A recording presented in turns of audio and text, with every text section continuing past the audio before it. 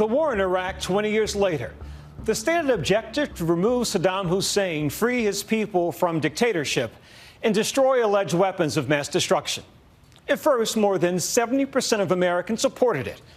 But that waned as the mission became mired in controversy, eventually falling to just 32%. Saddam was eventually captured 9 months into the invasion, but the war raged on for 8 years, killing hundreds of thousands of Iraqi civilians and more than 4,000 U.S. military forces. Weapons of mass destruction were never found, leading to allegations of faulty intelligence and misinformation. The war ultimately costing American taxpayers $2 trillion. ABC News was there when a Marine battalion shipped out to fight this war, witnessing traumatic moments along the way. While public perception of the war has evolved over time, the scars of those who fought it remain. These are some of their stories. We warn you this includes discussions of suicide and may be difficult for some.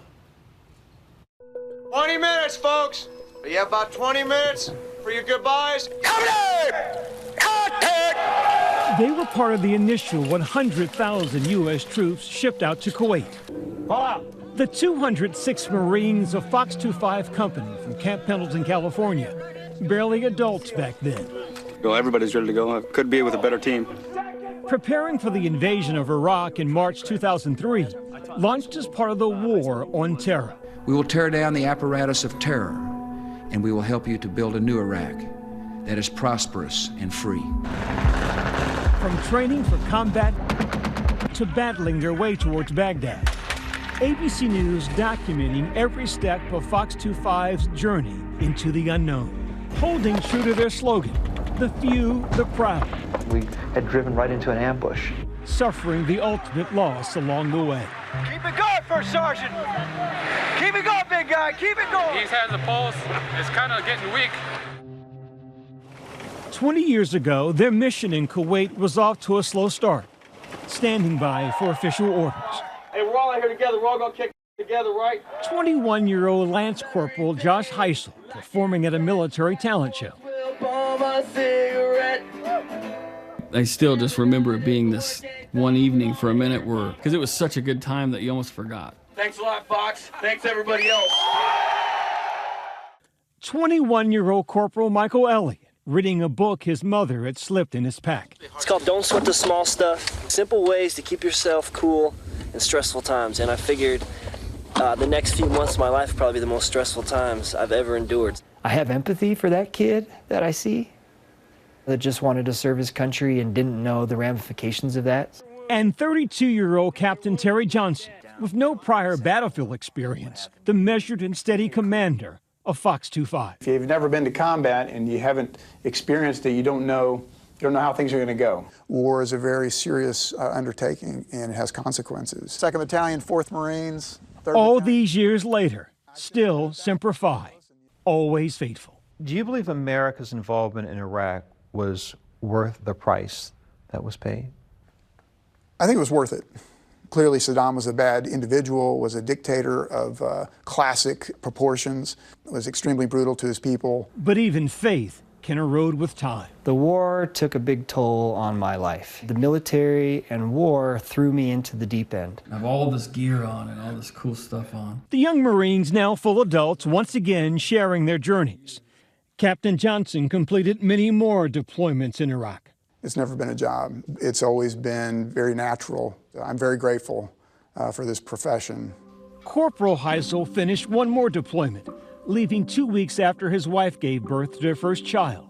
I always had a certain amount of guilt while I was over there for being there at all, for leaving my ride or die lady back here with the kid, you know, and going and doing this. Though he still plays his guitar, the tune is different. I was staring. Once you start to question why you're there, you can't stop doing it. Every mission, everything we did, kicking doors in, disrupting people's lives, bagging people's heads, bagging a dude's head and dragging him out of a house while his kids are standing there screaming. For what? What are we doing? Corporal Elliott, now father to a young daughter, still keeps that copy of Don't Sweat the Small Stuff. The solution is to notice what's happening in your head. The book's message guiding him long after combat. I've had a few low points in my journey of just wellness and healing since getting out of the Marines. That journey include getting a DUI at some point. I was feeling just so low and disconnected. I didn't know where to go. I didn't know who I had no identity other than Marine. Upon returning from Iraq, he retired his Marine uniform. I chose to discharge. I did not want to go back to war. My experience in Iraq just involved witnessing suffering after suffering. How do I have meaning in my life when I felt really powerless in Iraq? I felt trapped. They're engaging at 10 o'clock. Even after all this time, that suffering is never distant. April 4th, another anniversary seared in their minds. First Sergeant Ed Smith was a leader that I admire, and I'm trying to model being a father after the way he looked after his Marines. He was more concerned about having everybody come home. We came out with 206. I want to go home with 206. For First Sergeant Ed Smith, there weren't supposed to be any more deployments. His retirement papers had been submitted. But when the war started, he put that discharge on hold. Fox Company has been training very hard, and our motivation has been there. The unit had been making their way towards Baghdad when they were suddenly caught in heavy fire. All the elements of war were present. It was a hellacious day. Fox 25 forced to stop right next to an ammunition dump, going up in flames. Get past it, don't stop, get past it. Get past it. We're all standing up, exposed. He made the call to have everybody get back in the vehicles. And that selfless act is what put himself in danger, and he had been hit in the head by shrapnel. And it rendered him pretty much lifeless. Keep it going, First Sergeant. First Sergeant Smith became one of the 4,000 U.S. military to die in combat in Iraq. All of us nobody spoke, nobody said anything. This wasn't just seeing death, this was knowing death. Knowing death. Not only knowing death, I loved him. He meant a lot to me. For First Sergeant Ed Smith's family, the pain never fades. I was so young, and I didn't quite understand what, that entailed about him going overseas and fighting in the war. I was very used to him being gone, so it didn't feel different. I'm sorry. Shelby Robinson was 8 years old when her father passed away. Then we have my birthday here. I think I was sharing it with my cousin. And I'm sitting on my dad's lap. I know he loved what he did. He loved being a Marine, and I think he would do it again, even if it turned out the same way. Why would someone who knows the risk, has this dynamic life out there for him, a family waiting for him, would make the choice to go back into harm's way? This is going to sound strange, but it's love. It's love of your fellow Marine. We all appreciate, it's unspoken, the danger, the risk involved, the risk that's inherent in our profession.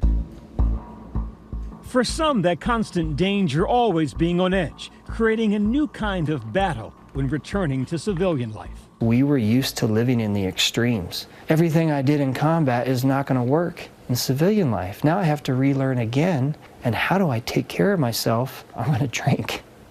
I'm going to numb myself. I'm going to drink until I pass out. Some of my lowest points, I've wanted to not be here anymore. There are more of us that died by suicide in my unit than were killed in Iraq. I just was thinking, I'm a burden on my family, I'm a burden on my wife, my kids. I abused alcohol. I've tried to find whatever way I could to find happiness, peace, serotonin, whatever I could find, After the war, at least 3 Fox 25 Marines died by suicide. And one of them is in prison for murder after allegedly suffering from PTSD. I think the nation didn't know what to do with a fresh round of combat veterans. What's the rule book for transitioning home? These Marines are a snapshot of an alarming reality for American vets. Just in 2019, 17 veterans died by suicide every single day. About 30% of veterans who fought in Iraq and Afghanistan have been diagnosed with lifetime PTSD. Nearly 13% of homeless adults are veterans. Do you ever regret having served as a Marine? You know, I've tried to regret it because I did terrible things. I don't regret it though, and I gotta say it's weird because it's not regret, it's something else. I regret that all that happened. After leaving the Marines, Heisel went to college, landed a dream job in local government, had a second child. Is making music with his 18-year-old son. Tell me about your track, Killer. What's the significance of that song? I'm a killer of men. It's really just, it's me proclaiming the truth. It's saying,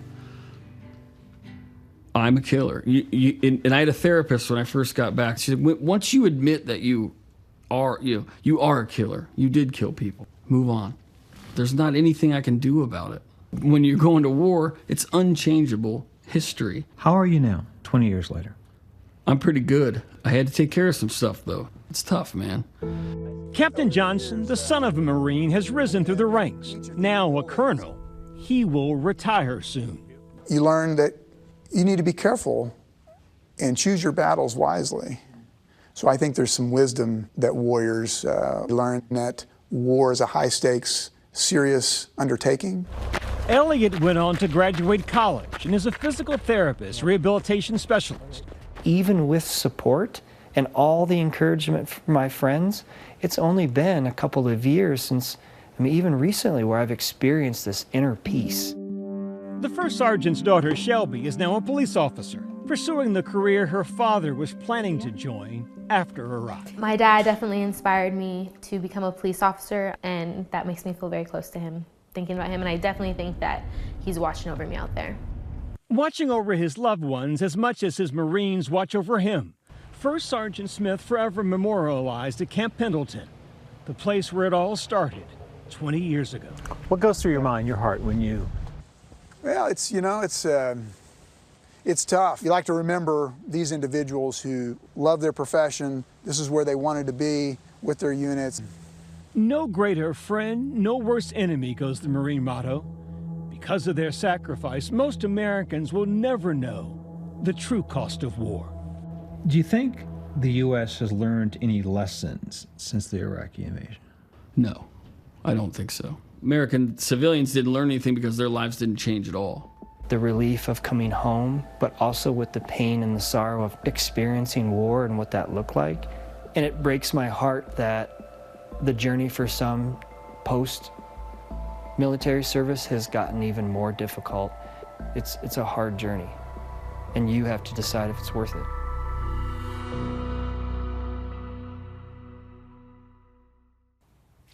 If you or someone you know is struggling with thoughts of suicide, free, confidential help is available 24 hours a day, 7 days a week. Call or text the National Lifeline at 988. Even if you feel like it, you're not alone.